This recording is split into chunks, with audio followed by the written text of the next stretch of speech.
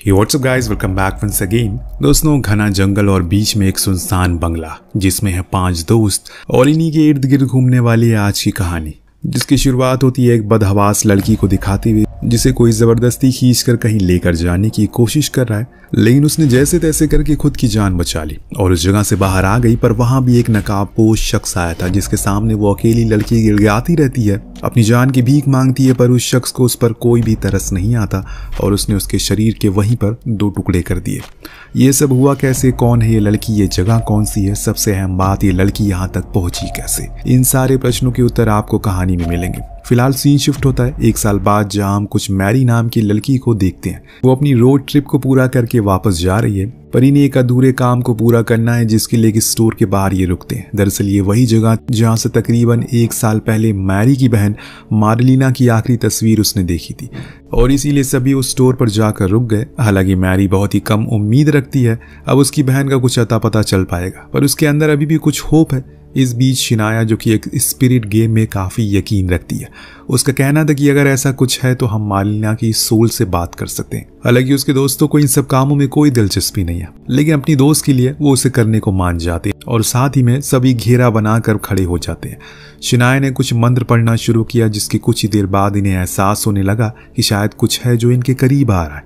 पर वो कोई सोल नहीं बल्कि एक मिनी बस थी जो इन्हें बड़ी देर से हॉर्न मार रही थी। अब मैरी अंदर जाती है और सीधा ओनर को अपनी बहन की तस्वीर दिखाती है। क्या उन्होंने इसे देखा है? तो वो साफ साफ इनकार कर देता है, जो सुन मैरी अपने कदम पीछे कर लेती है। तो ओनर कहता है, ये तो तुम गुम हो चुकी हो। ये सुन मैरी फिर मुड़ी और बड़ी ही अचंभे से पूछा, आपको कैसे पता चला?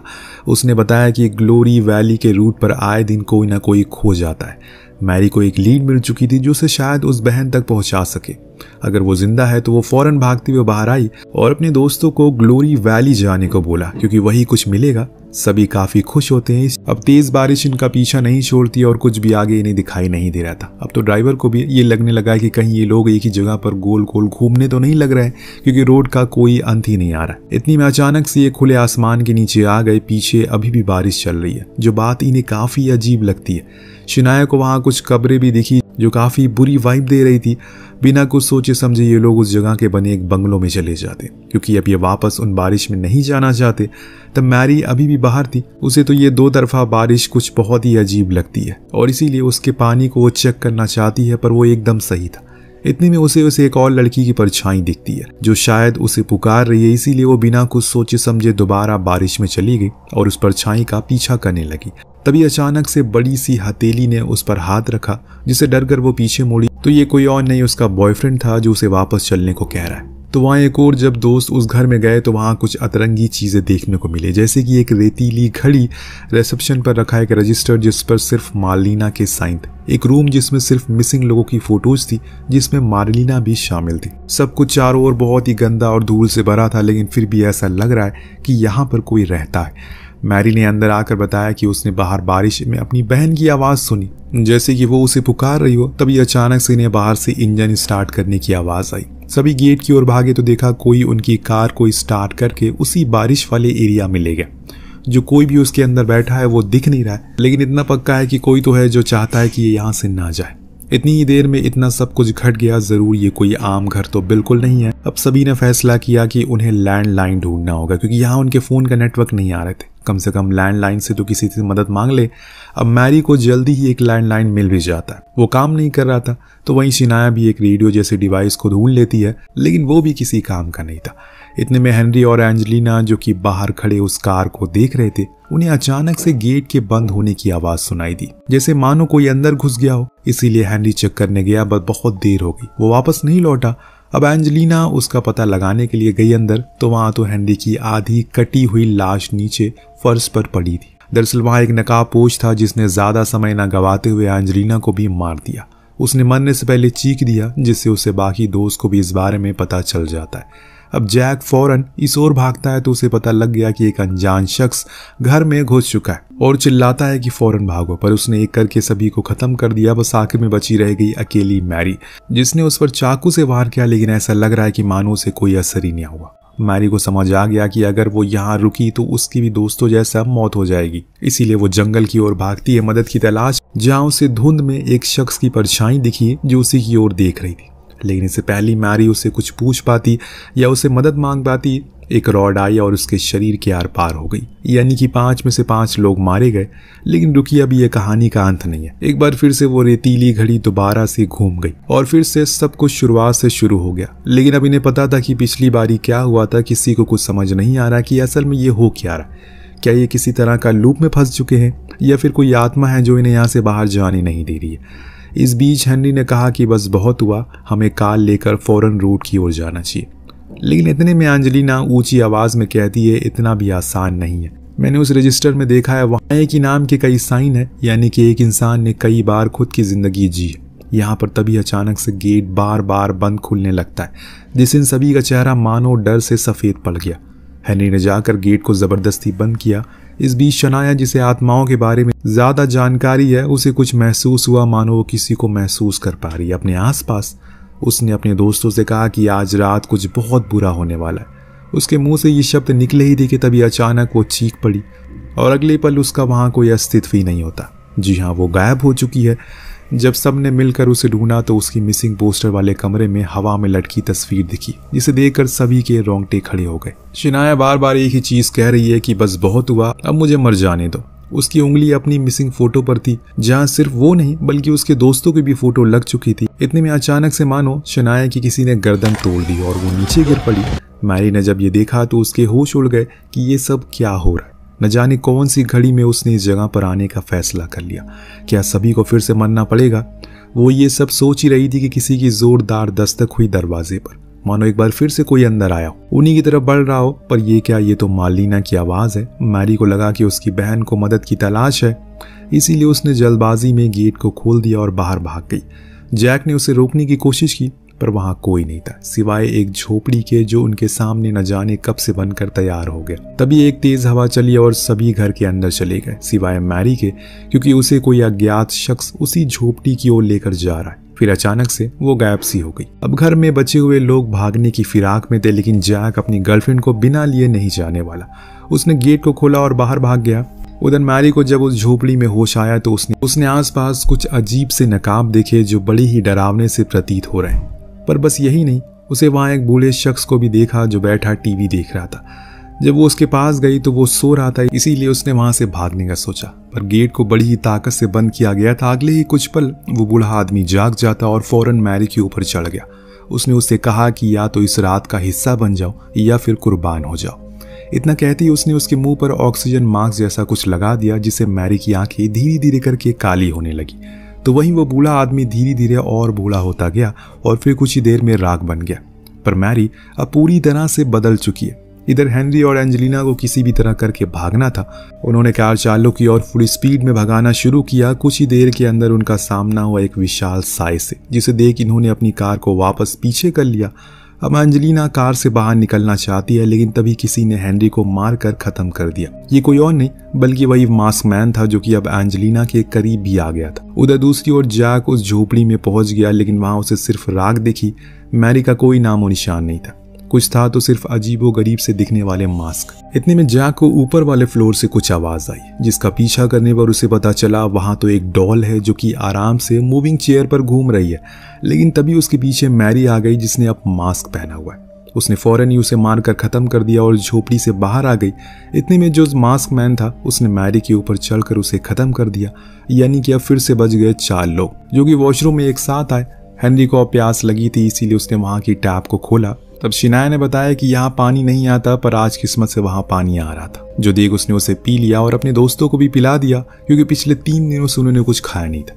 अब सब परेशान इधर उधर भटक रहे थे। लेकिन दोस्तों, पानी पीने के कुछ ही सेकंड बाद हेनरी को अजीब सी खांसी होना शुरू हो जाती है। उसके मुंह से कुछ अज्ञात चीजें दिखना चालू हो जाती है। बाकी के लोग समझ नहीं पाते कि ये सब क्या हो रहा है, कि तभी हेनरी किसी बम की तरह फट जाता है और उसके शरीर के चीथड़े उड़ जाते हैं। ये देख बाकी के दोस्तों के रोंगटे खड़े हो गए कि अभी तो सबकी बारी आएगी। धीरे धीरे करके वो सभी मरने लगे, जो देख मैरी समझ गई कि असल में ये सब क्या हो रहा है। और जब उसकी बारी आई तो उसी स्टोर का ओनर उसके पास आता है और उसे भी मारकर खत्म कर देता है। कुछ इस तरह से इस बारी ये सभी असफल रहे।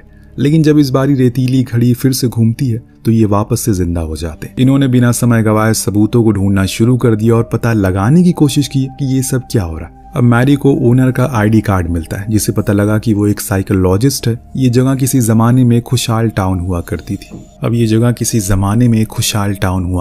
लेकिन फिर सरकार की लालच और उनकी लापरवाही ने सब कुछ खत्म कर दिया। दरअसल यहाँ खुदाई का काम चालू था, जो कि एक दिन पूरी तरह से ढह गया, जिसमें पूरा गांव समा गया। बस सबके सब लोग मारे गए।